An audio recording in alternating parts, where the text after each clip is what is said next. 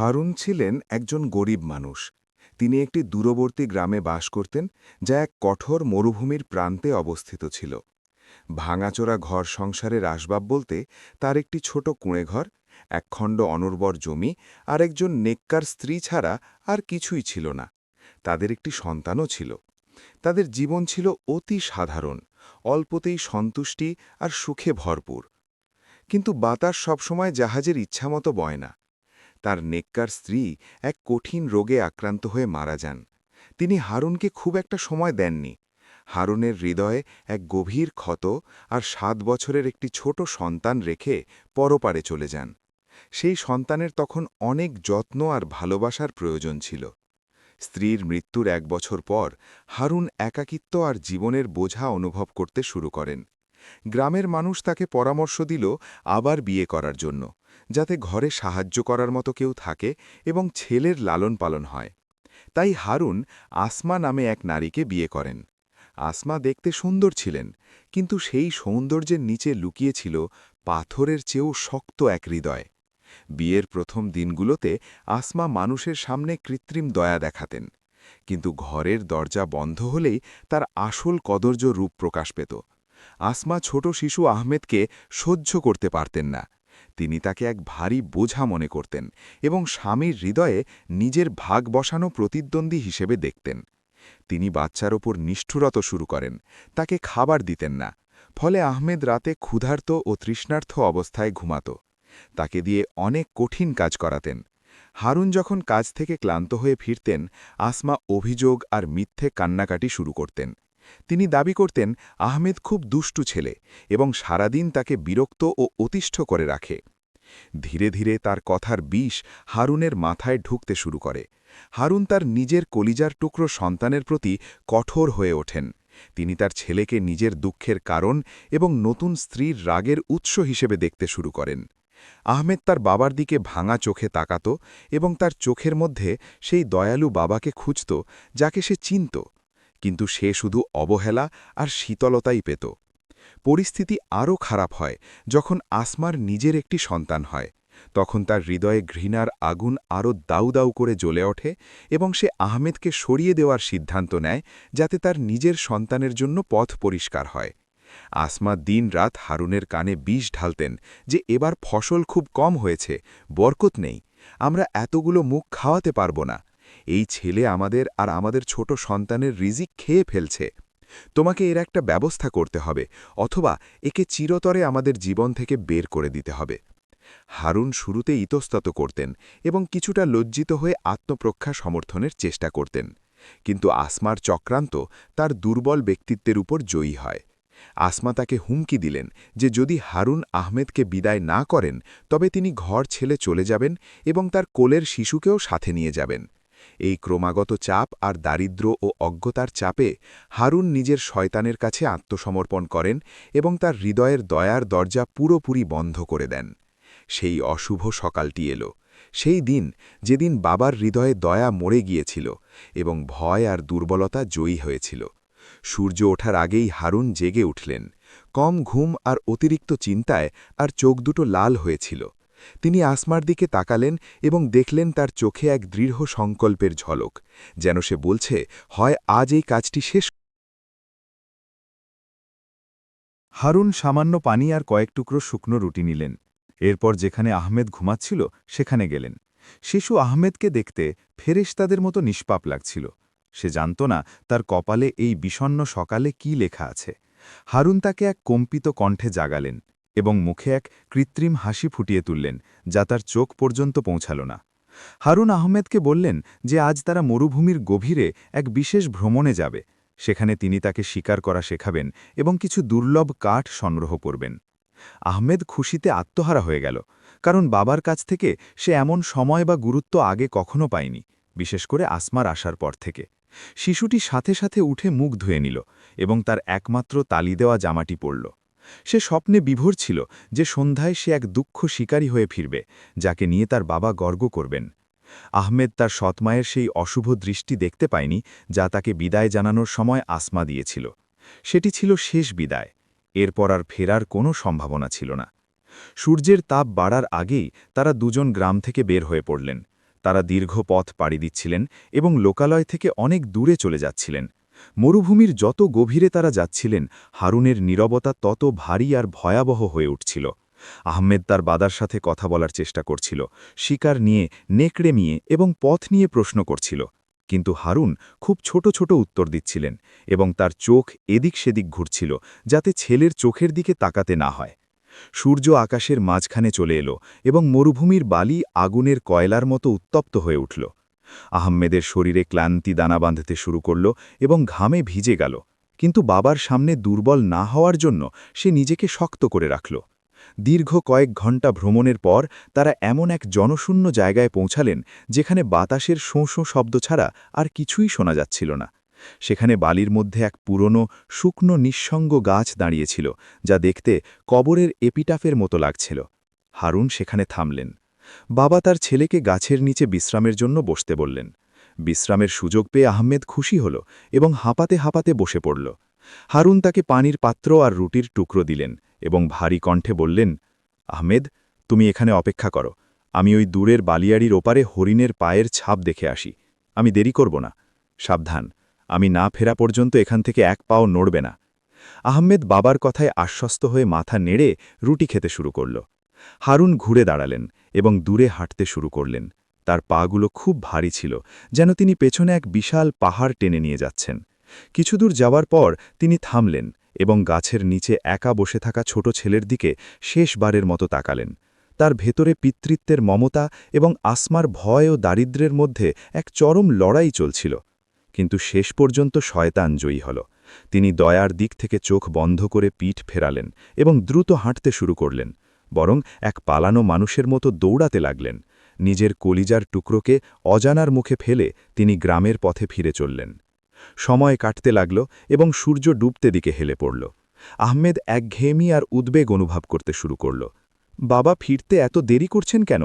আহমেদ উঠে দাঁড়াল এবং গাছের কাণ্ডে কিছুটা উপরে উঠে যতটুকু সম্ভব দেখার চেষ্টা করল, কিন্তু আশেপাশে দিগন্ত বিস্তৃত খাঁ খাঁ মরুভূমি ছাড়া আর কিছুই দেখতে পেল না।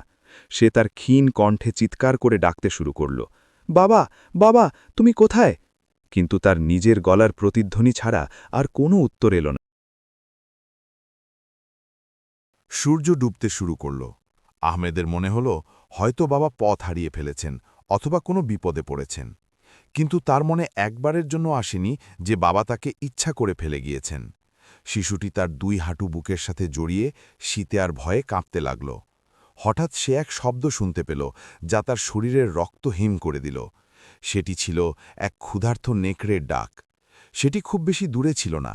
আহমেদের হৃৎস্পন্দন এত বেড়ে গেল যে মনে হচ্ছিল বুক ফেটে বের হয়ে যাবে। নেকড়েদের কথা তার বাবা তাকে সবসময় সতর্ক করতেন, আর এখন সে তাদের মাঝেই সম্পূর্ণ একা ও অসহায়। আহমেদ চিন্তা করার খুব একটা সময় পেল না, কারণ বেঁচে থাকার তাগিদে সে বিদ্যুতের গতিতে নড়াচড়া করতে বাধ্য হল। সে কাঁটা ভরা সেই গাছের ওপর উঠে পড়ল। কাঁটার যন্ত্রণা নেকড়েদের কামড়ের চেয়ে হাজার গুণ সহজ ছিল। নেকড়েগুলো গাছের নিচে চলে এলো এবং লাফিয়ে তার পা ধরার চেষ্টা করতে লাগল।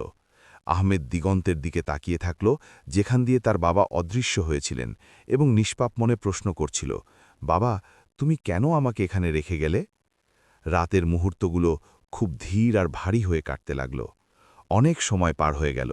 শীত বাড়ল এবং নেকড়েগুলো নিশ্চিত ছিল যে আহমেদ ক্লান্ত হয়ে শেষ পর্যন্ত নিচে পড়ে তাদের শিকার হবে। একসময় ক্লান্তি আর অবসাদে আহমেদের চোখের পাতা বন্ধ হয়ে আসতে লাগল। সে পড়ে যাওয়ার উপক্রম হল, কিন্তু এক অলৌকিক বুদ্ধিতে সে তার জামার কোমরবন্ধনী দিয়ে নিজেকে গাছের ডালের সাথে বেঁধে ফেলল।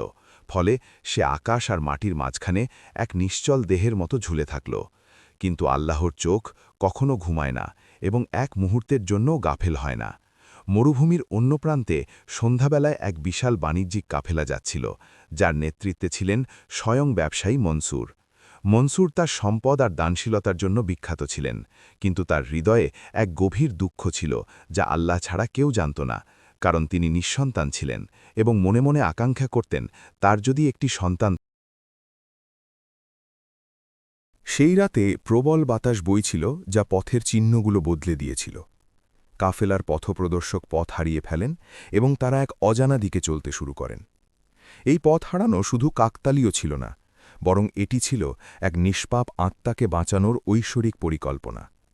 যখন কাফেলা ধীর পায়ে এগোচ্ছিল, একজন প্রহরী পূর্ব দিকের বালিয়াড়ি থেকে নেকড়ের ডাক আর অদ্ভুত কোলাহল শুনতে পেলেন।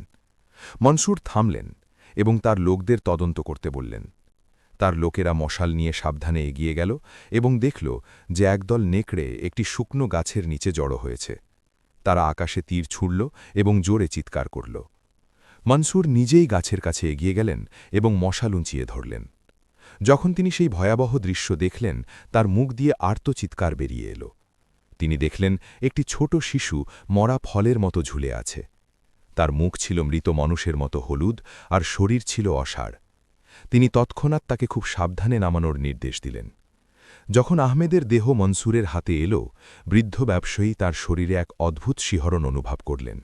তার অবদমিত পিতৃত্ব হঠাৎ জেগে উঠল। তিনি শিশুটিকে উষ্ণতা দেওয়ার জন্য বুকে জড়িয়ে ধরলেন এবং তাকে কয়েক ফোঁটা পানি দিলেন। শিশুটি কাশতে কাশতে ভারী চোখের পাতা মেলে তাকাল। আহমেদ অপরিচিত লোকটির মুখের দিকে তাকাল এবং ভয়ের বদলে এক অদ্ভুত প্রশান্তি অনুভব করল। কিন্তু সেই বড় আঘাত তার কথা বলার শক্তি কেড়ে নিয়েছিল।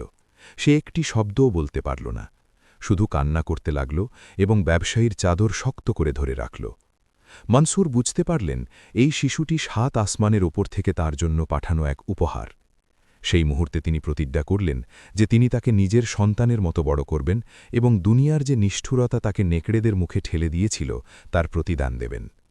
কাফেলা আহমেদকে নিয়ে চলতে শুরু করল। ওদিকে সেই ঝালেম বাবা গ্রামে বসে ভাবছিলেন যে তার ছেলে মাটির নিচে চাপা পড়ে গিয়েছে, কিন্তু তিনি জানতেন না যে আল্লাহ তার জন্য এক নতুন জীবন লিখে রেখেছে। বছরের পর বছর পার হয়ে গেল এবং সময় তার স্বাভাবিক গতিতে চলল। মানুষের চেহারা বদলে গেল।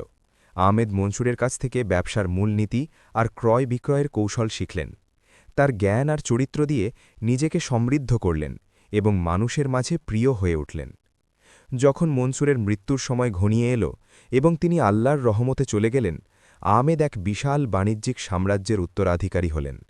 তিনি বিশ্বস্ততা আর দক্ষতার সাথে ব্যবসা পরিচালনা করলেন এবং প্রাচ্যের এমন এক মহান ব্যবসায়ী হিসেবে পরিচিত হলেন যার দরজা থেকে কোনো সাহায্যপ্রার্থী খালি হাতে ফেরে না। এর ঠিক উল্টো হারুনের জীবন থেকে বরকত উঠে গেল। যদিও তিনি ভেবেছিলেন তিনি বরকত রক্ষার চেষ্টা করছেন। শুরুতে গ্রামের মানুষ তার মিথ্যে গল্প বিশ্বাস করেছিল এবং তার দুঃখে সান্ত্বনা দিয়েছিল, কিন্তু আল্লাহর নজর থেকে কিছুই লুকানো থাকে না।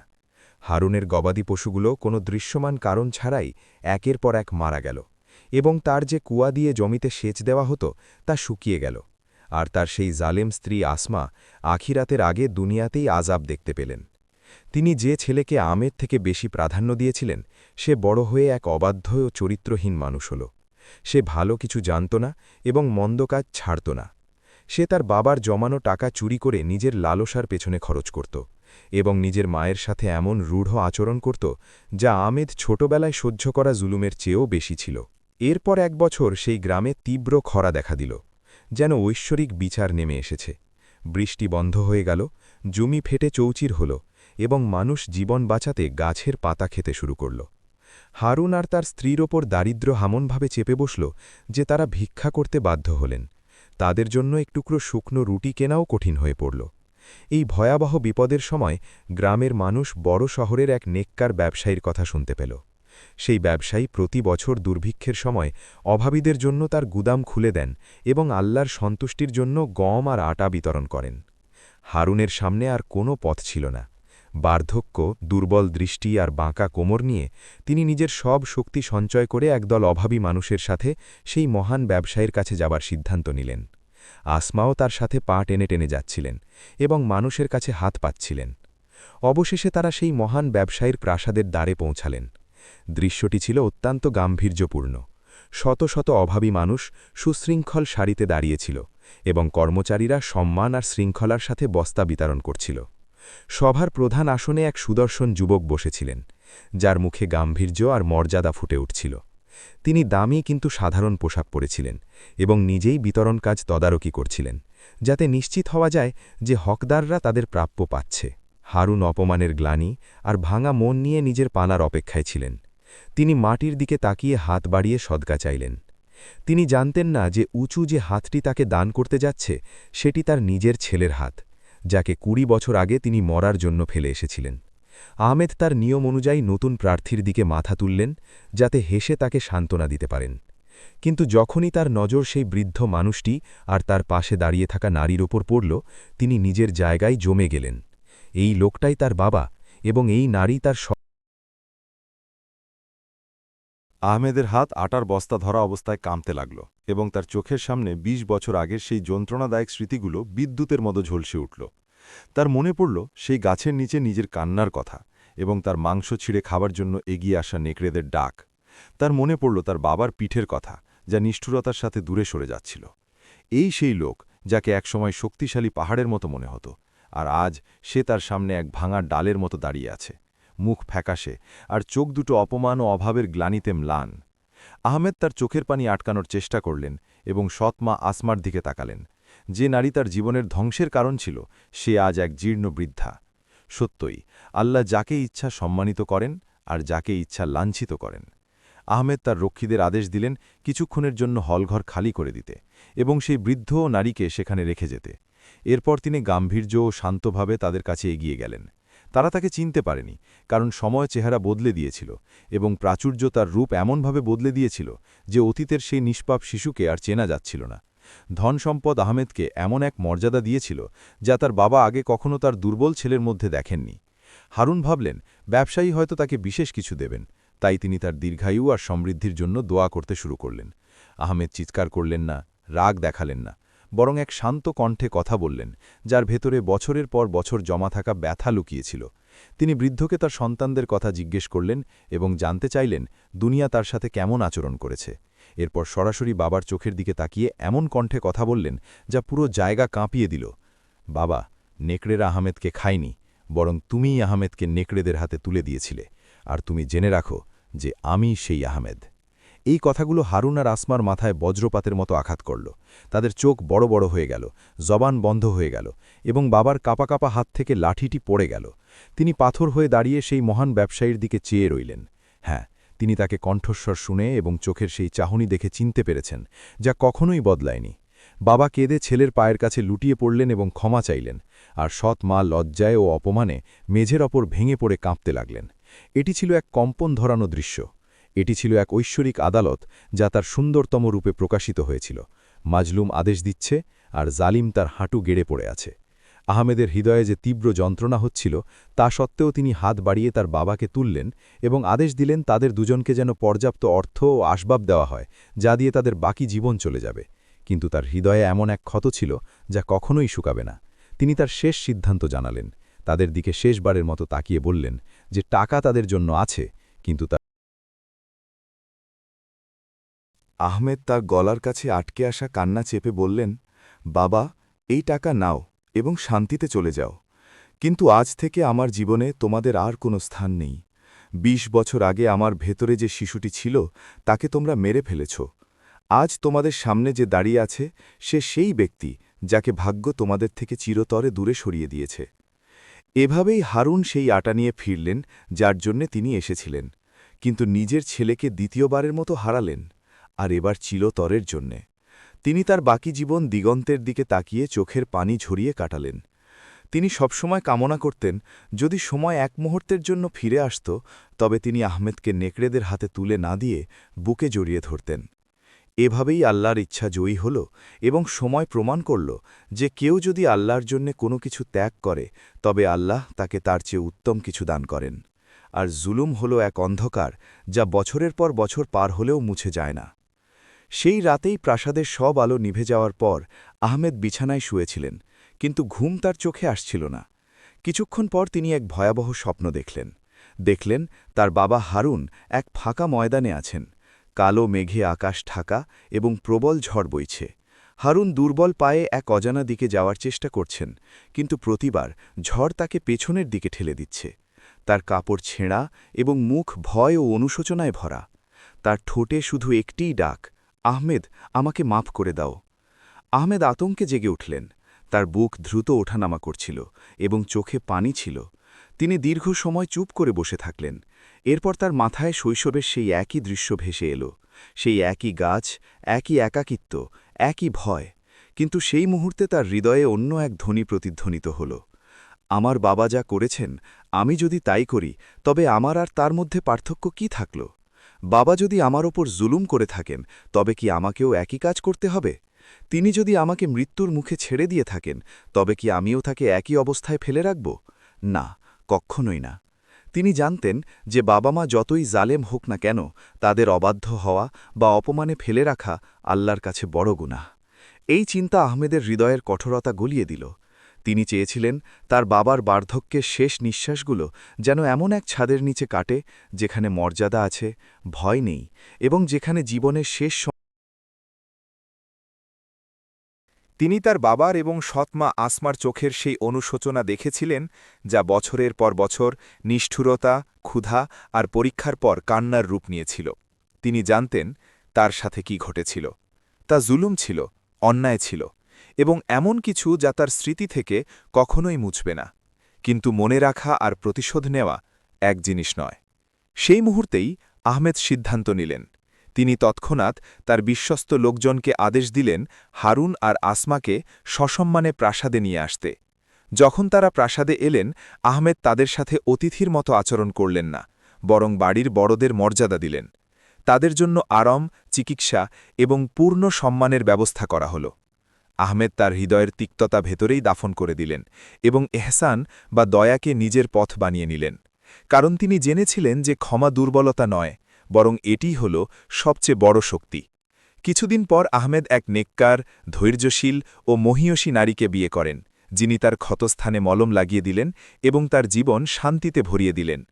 আহমেদ শুধু অর্থই জমা করেননি, তিনি চরিত্র, ধৈর্য এবং তাকওয়া বা আল্লাহ ভীতির এক উচ্চ শিখরে পৌঁছেছিলেন।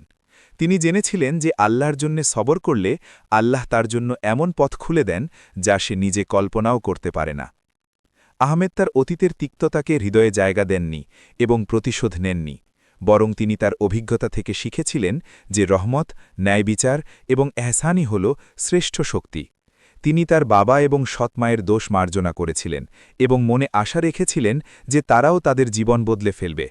শেষ পর্যন্ত আহমেদ তার জীবনে শুধু প্রশান্তি আর সমৃদ্ধিই পাননি, বরং তিনি অন্যদের জন্য এক উদাহরণ হয়ে থাকলেন। এই গল্প আমাদের শেখায় যে আল্লাহর ইনসাফ বা ন্যায় বিচার সবসময় কায়েম থাকে। কেউ যদি জুলুম বা অন্যায় করে, তবে শেষ পর্যন্ত তাকে তার পরিণতি ভোগ করতে হয়। যারা জীবনে সবর, এহসান এবং সততার পথ বেছে নেয়, তারা সবসময় তাদের চেষ্টার ফল এবং ভালো নিয়তের সুফল পায়। অন্যদিকে জুলুম, স্বার্থপরতা এবং অন্যায় আচরণ মানুষকে ধ্বংসের দিকে নিয়ে যায়। ভালোবাসা, দয়া এবং অন্যের সাহায্য কখনো বৃথা যায় না। আল্লাহর সন্তুষ্টি অর্জনের জন্য ছোট ভালো কাজও জীবনে বড় পরিবর্তন আনতে পারে। আমাদের উচিত সবসময়, পরিস্থিতি যতই কঠিন হোক না কেন, ভালো আর ন্যায়ের পথ বেছে নেওয়া, কারণ জুলুম আর স্বার্থপরতা কখনোই সাফল্য আনে না। প্রতিটি ব্যথা, প্রতিটি পরীক্ষা এবং প্রতিটি দুঃখ আল্লাহর হিকমত এবং মানুষের দৃঢ়তা প্রমাণের সুযোগ। মনে রাখবেন, যে আল্লাহর জন্য কিছু ছেড়ে দেয়, আল্লাহ তাকে তার চেয়ে উত্তম প্রতিদান দেন, আর